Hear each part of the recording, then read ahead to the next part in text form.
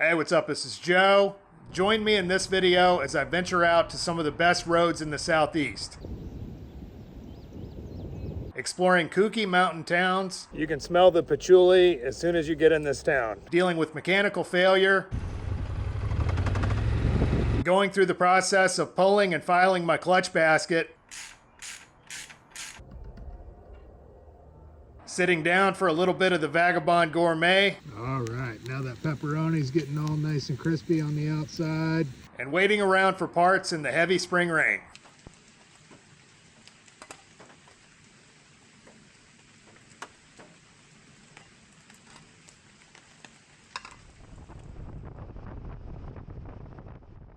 After essentially being stuck back home for the past few months dealing with an injury, I'd been taking some longer motorcycle trips and was now plotting my escape. The plan was to take a few more practice runs before getting back onto the bike full time, and I couldn't wait to twist the throttle and ride off into the sunset. Unbeknownst to me, the gods of the road had other plans. I first realized something was up with the bike when I was doing some low-speed parking lot maneuvers and noticed the engine lurching as I let out the clutch. I went home and adjusted the drive chain to spec, then examined the clutch cable, which was still in good working order with the correct amount of slack. The last trip out, I hadn't noticed a problem at all, so I decided to ride as much as possible and monitor the situation before I got too far.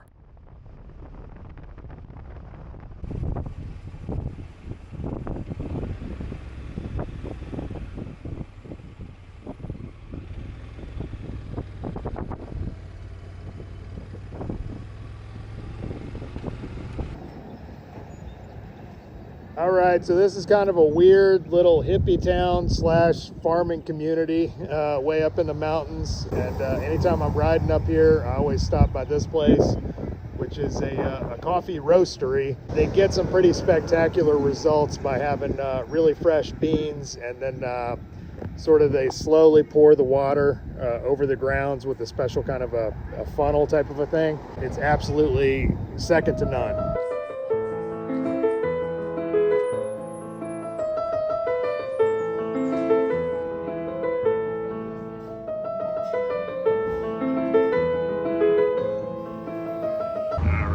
Is a thing of beauty. There you can see on the surface it's kind of shimmering with all those oils from the coffee. It's definitely a little more pricey than a regular drip coffee, and it takes a little longer, but totally worth it. Cheers.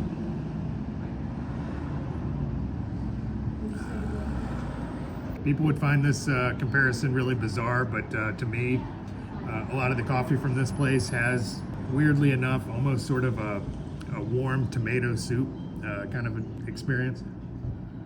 This guy's got an excellent car, by the way. One of my favorite rides is just south of here a little bit off of Route 8. Probably what I'm going to do next is hit up the library in town, see if I can find any good books for sale. Usually it's a crapshoot, but sometimes you get lucky. Pick up something to throw on my stove later and start moseying down the mountain.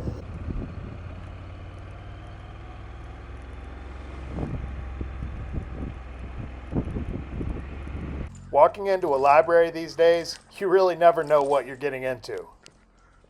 I've been to some of these that more closely resembled refugee encampments than places you would go to borrow a book.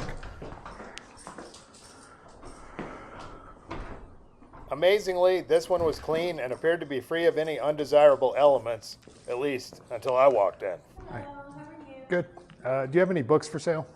Yeah, we do. We have a couple of different places. So on this blue cart right here are the newer books for sale, and they're individually priced. Okay. And then if you go up the steps past the computer lab, there's a room to the left. As soon as you turn into that, there's a little cubby to the left where we have other books for Great. sale. Thank you. You're welcome.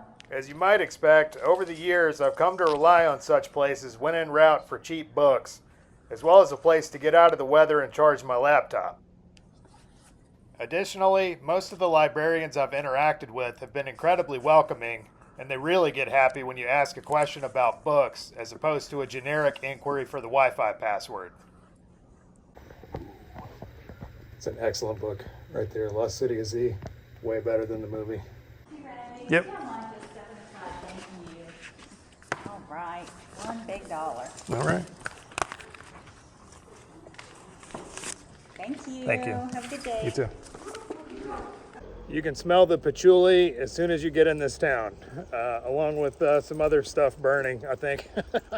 But yeah, a lot of hippies kind of been settling here for the past few decades, and they do like sort of a hippie music festival called Floyd Fest every year. I've been there twice, I think. The very first year they did it, they had John Schofield, who's absolutely a phenomenal guitar player. He just did some crazy like jazz funk type of stuff. Of course, it poured down rain the whole time, but anyway, there's a grocery store over there. I'll probably just walk over there, see if I can pick up a steak. The Parkway is a couple miles down the road, so I might get on that for a little bit, but ultimately head down the mountain through a bunch of crazy twisty switchbacks. I heard that there's a motorcycle campground down there at the bottom of the mountain. I've never been there, so today might be the day, or I might just keep riding.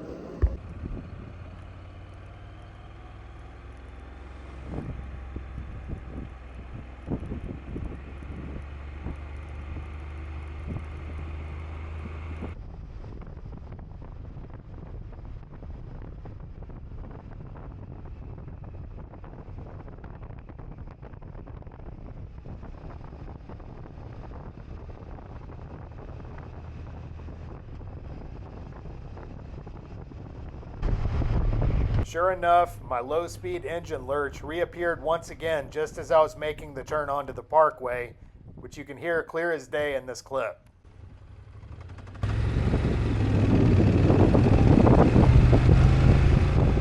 That was the most pronounced it had been up to that point, and I knew I had an issue on my hands.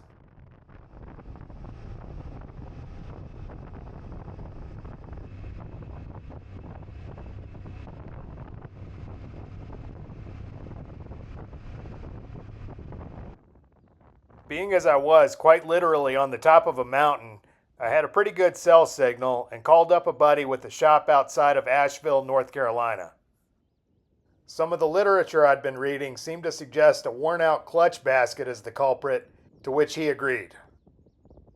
A friend of mine owns the shop Mountain Cycle Works in Swannanoa, North Carolina, and sort of what he suggested was get in there, take the clutch plates out, and then examine the clutch basket and kind of sand down the inside of that clutch basket. It's a pretty pricey part to buy one new. He said probably several $100s, and apparently a lot of guys will just keep it going like that, just periodically sanding down that basket. So 43,000 miles on the bike, and I burned out the clutch plates once in Canada doing a bunch of crazy steep, muddy logging roads. Totally fried the clutch plates, but replaced those about 23,000 miles ago. I guess it looks like I've got another project on my hands.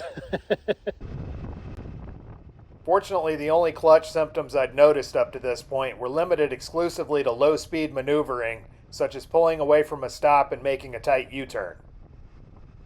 Once the bike was moving, I had no problems whatsoever switching gears and wasn't experiencing any slipping of the clutch. In fact, the bike was running like a top, but still, the knowledge that something was inherently mechanically wrong was weighing heavy in the back of my mind.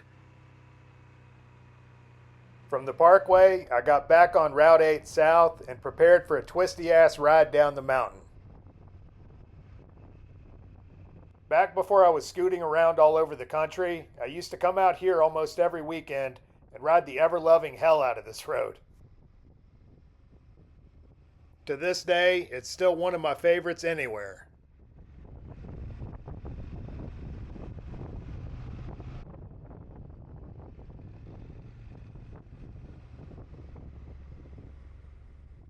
I did my best to relax and enjoy the ride, but the more I thought about it, the more I wanted to figure this out so I could order any necessary parts. Ultimately, I made the decision to skip camping so I could head back and begin pulling the clutch immediately, choosing a route with as few stops as possible. Hey guys, just a quick heads up here. Due to recent changes in the YouTube algorithm and the increasing use of AI technology in creating videos, it's becoming more and more difficult for smaller channels like mine to stay vibrant and remain independent. If you enjoy my content, please be sure to hit like, subscribe, and consider leaving a donation to one of the links in the pinned comment below. Doing so enables me to keep my bike on the road and helps me to continue putting out more raw, unadulterated content in the future. Thanks for the support. Now back to the video.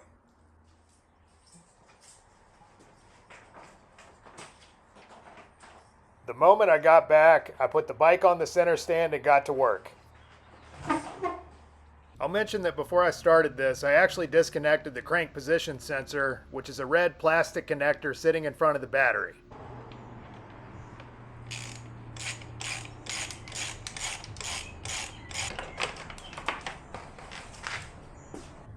Not wanting to mix up any hardware from the right side engine cover, I took the extra step of drawing a crude diagram onto a shallow box and cut some holes for the bolts.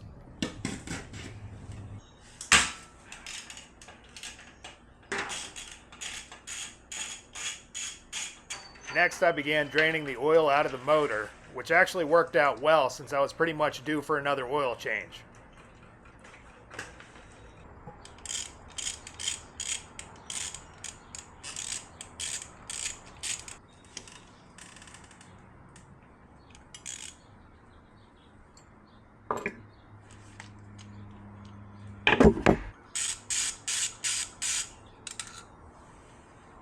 After taking off the bracket for the coolant reservoir overflow hose, I removed the clutch cable and bracket from the top of the motor. Working in a crisscross pattern, I loosened and removed the 10,000 bolts holding on the engine cover and placed them in my specially cut out magical cardboard box.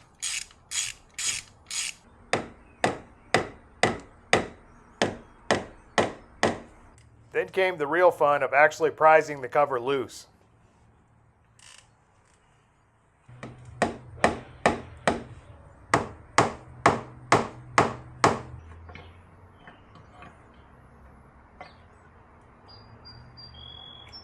Had a hell of a time getting that off at first. It was almost comical. Sitting there tapping on it with the rubber mallet and just wasn't budging. I was trying to get at it from the backside and tap on these tabs a little bit with some blocks of wood that my friend Zach brought over. But the trick was, I found getting that off was reached in there and stuck my finger in that oil hole and just pulled it out that way, and she came right off. So word to the wise on that one. You just gotta use your fingers in the correct way, and I'm not gonna make a joke. Again, working in a crisscross pattern, I slowly removed the bolts holding the springs to the pressure plate.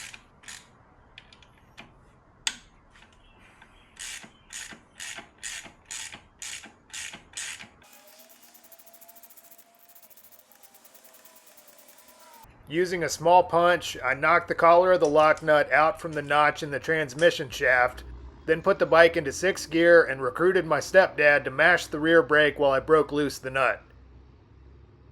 The torque on that is only like 94 foot-pounds, so it came loose pretty easy with the breaker bar. Right about now, I could smell a faint but undeniable burning smell as I pulled the clutch.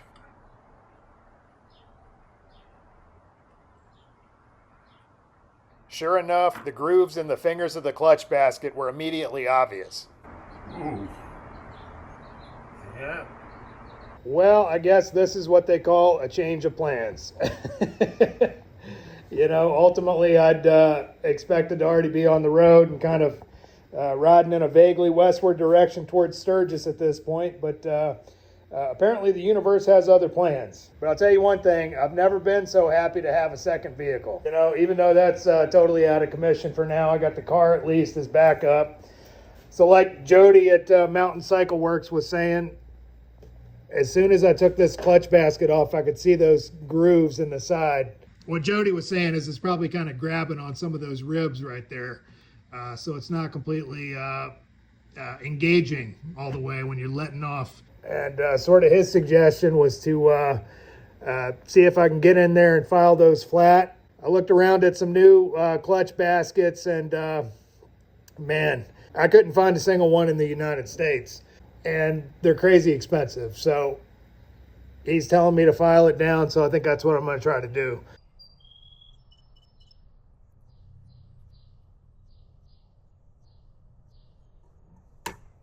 All All right, so I took these plates out and had a look at them, and it looked like basically I think the friction plates are still good, but these steel plates are kind of blued. Yeah, where they got that kind of bluing on them, so they've definitely gotten hot. Anyway, I went ahead and ordered an entire set. Fortunately, I've got a guy on the inside who was able to get me a pretty good discount. So I went ahead and ordered the Barnett friction and steel plates for this. So just got to wait for those.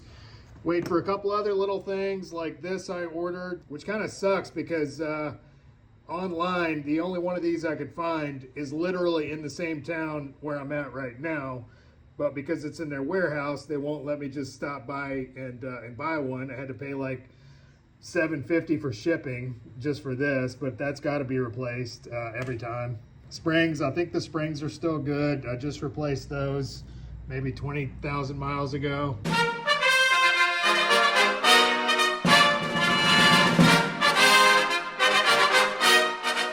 In a perfect world, the ideal fix in this scenario would be to replace the inner clutch hub and basket outright. Clearly this was not a perfect world, since in order to do so would involve shelling out another $600 and waiting a couple weeks on international shipping from Japan. Using the poor man's approach, I sprayed off the hub and basket with brake cleaner and began the slow, tedious process of smoothing out the grooves. All right, so I marked this hub with a Sharpie and just been kind of very slowly working on it with a file. And you can see where it's taken just where the magic marker was, just the raised pieces off. All right, at this point I've been working on it with a little strip of that Scotch-Brite and this little plastic scraper, and kind of just using that like that to smooth it out the rest of the way. And a couple hours later, this is where I'm at. I think you can still see just a hint of shadow on some of those teeth, but I mean, she's pretty damn smooth, so I think that's about as much as I'm going to mess with it. All right, basically doing the same thing on this clutch basket. I marked up the sides with the Sharpie, and I've just kind of been going with a couple of different files, trying to take off the absolute bare minimum of metal. And actually, to get it perfectly flat, I've been using this little file. Obviously, I got the whole thing taped off, which is probably a little overkill, but I don't want any of these little aluminum shavings getting down in there.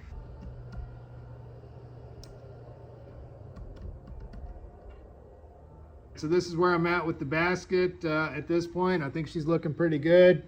Nice and smooth all the way around. I put one of the friction plates in there and just kind of wiggled it up and down to make sure that it's not binding on anything. It feels good. So again, there's still sort of a little bit of shadow, but I just don't want to take the metal down too far. My understanding is that it'll lead to a really chattery idle, and if there's too much sort of space between the plates and the fingers of the basket, then it's kind of slamming against those fingers, and it's just going to wear it out again, you know. So I sprayed everything down with copious amounts of brake cleaner, as you might expect, and also kind of cleaned up this table, wiped everything down, vacuumed, swept. I went ahead and put a few screws back in that cover just to kind of keep it as protected as possible, keep any stuff out of there, hopefully protect it to a certain degree from the humidity, because it is supposed to rain pretty hard for the next few days. With heavy rain on the forecast, I loaded up the Element and headed back into the woods while I waited for parts. I gotta say, as far as scenarios for mechanical failures were concerned, I really couldn't have planned this one any better. Just having an extra set of wheels and a roof over my head made all the difference in maintaining my sense of independence and freedom. Usually a setback like this on the road somewhere would be a massive headache, as I scrambled to find someone nearby with a garage where I could hole up for a few days. Even if I found the perfect scenario to work on my bike, I'd still be stuck there without a mode of transportation, which is enough to drive a traveling man up a wall. For once, I could actually take my time and relax instead of being in a mad dash to get my bike back together.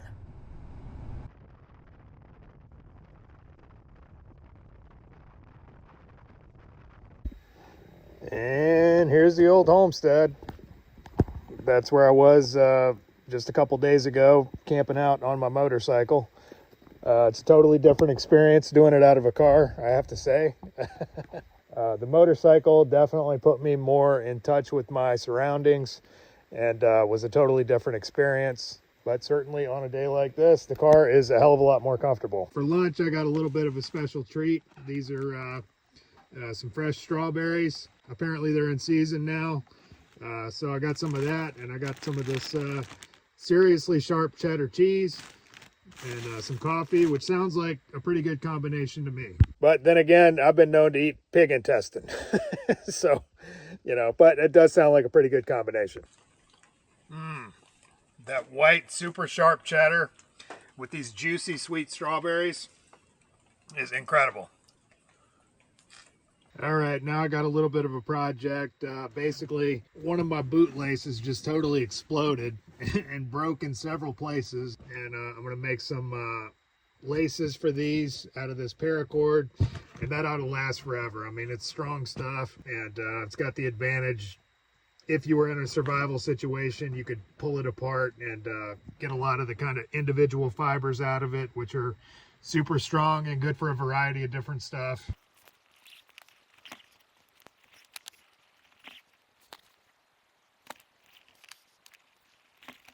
Gotta say, that paracord is some tough stuff. It's pretty hard to cut these individual fibers.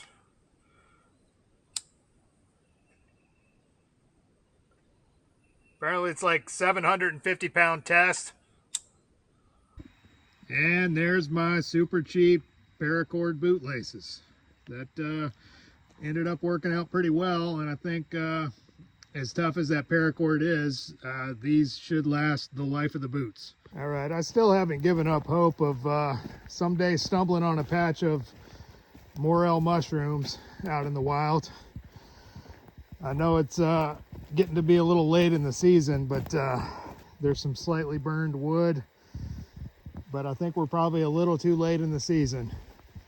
If any of y'all have any experience looking for and finding morel mushrooms, please send me the exact GPS coordinates.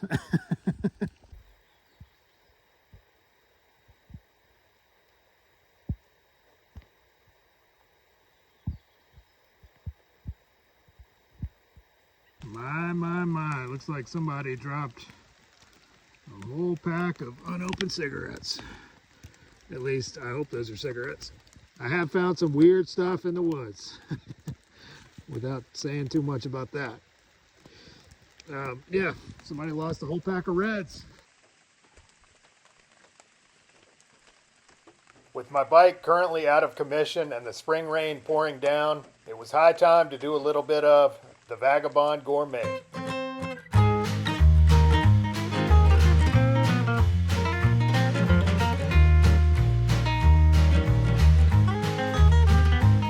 A little bit of this pepperoni, and I got some eggs, which are one of the cheaper sources of protein that you can possibly buy. This pepperoni is something like $5 for a pound. And so I think what I'm going to do is kind of fry up the pepperoni a little bit, get some pepperoni grease in the bottom of the pan, and then fry up those eggs. All right, so I'm just going to sort of cube or dice up this pepperoni, cut it into small pieces, something like that.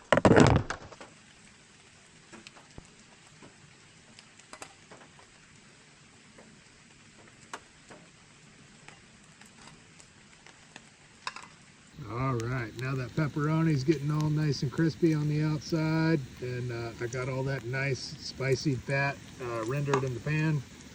So now I'm gonna just go ahead and add my eggs, I think, directly to this, and kind of probably just scramble the eggs up together with the pepperoni.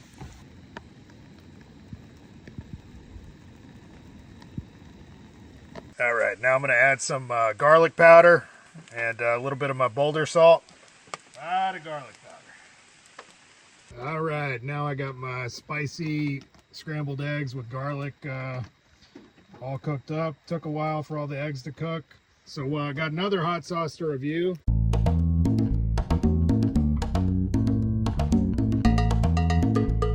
This is Salsa Valentina, and I've kind of got a soft spot for this because the first time I tried it, I was in the state of Nayarit in Mexico, which is a little north of where this is produced. This is actually from Guadalajara. There were these like little holes in the wall where they'd have these like family operations. One of the members of the family would be there with a potato slicer cutting chips. The other family member was sitting in front of a big cauldron full of oil, and they dump the fresh cut potatoes in there, pull the chips out, and then cover them with lime juice, salt, and this salsa Valentina. So this salsa Valentina has got a really strong flavor of vinegar, so the chips almost ended up being kind of like salt and vinegar spicy chips with lime almost in a way, and they were just literally the best chips I've ever had. I guess one experiment you can do if you want to try to recreate that is get a bag of kettle chips and throw some of this salsa Valentina and some lime juice on there,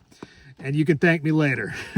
They eat this stuff all over Mexico on various little street food snacks and stuff like that. It goes really good with salty fried foods. I don't know what kind of chilies they make it with, but certainly a lot of vinegar. So I'm gonna get some of my lime that I just cut up.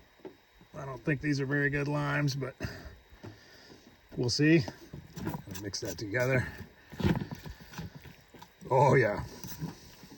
Typically, I mean, this is almost kind of like a huevos con chorizo type of a thing, and that's what I would have used if I had chorizo. All right, so now we're gonna get some of this salsa Valentina. It's not super spicy, but I'm definitely gonna do it up. Yeah. All right, let's see what we got here. I'm kind of half inside the car, half out, trying not to get wet. Salsa Valentina. Cheers. That's pretty damn good. I'm sure they're putting some other types of spice in here other than what they've listed, because there's something else in there I can't quite put my finger on, but it's very distinctive. It's tangy. It's addictive. It's Salsa Valentina. So now that I'm done, I'm going to use this half of a lime and kind of use that to scour the pan and take the stuff right off. One of the things I want to try is making a shelter out of the tarp that goes over half the car. The only problem with doing that is it's going to cover the moonroof, and I kind of like looking up at the trees and the sky and stuff like that. But if I can do it in a way that it doesn't completely obscure the moonroof.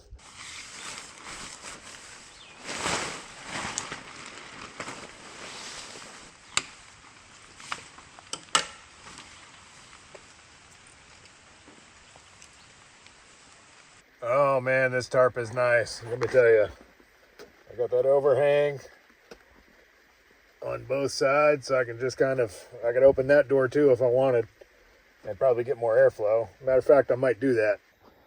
I continued laying low in the woods for the next several days, chopping together a video and venturing into town occasionally to stock up on supplies and check on the status of my parts. Meanwhile, the heavy spring rains hammered the lush green mountains around me, occasionally pausing to let a couple of rays of sunshine through. I could only hope that soon, very soon, I'd be back up and scooting around on two. So I hope you enjoyed that video. Just wanted to issue a special thanks to Jody from Mountain Cycle Works, as well as a whole lot of other friends that I called up and asked for advice. Joe Sparrow, Jersey Mike, Scooter Tramp Scotty, Bob Burnett, Zach, and a whole lot of other people that were nice enough with their time to sort of point me in the right direction with this. Current status, I've gotten most of my parts, but still waiting on a new judder spring and a judder spring seat. So if everything goes according to plan, I should have the clutch back in this bike and hopefully have it up and running here in the next couple of days. As always, if you enjoyed this video, please hit like and subscribe. And as usual, I've included an optional donate link in the drop box below for anyone who might like to contribute to this project. Otherwise, thanks for watching, and we'll see you on the road.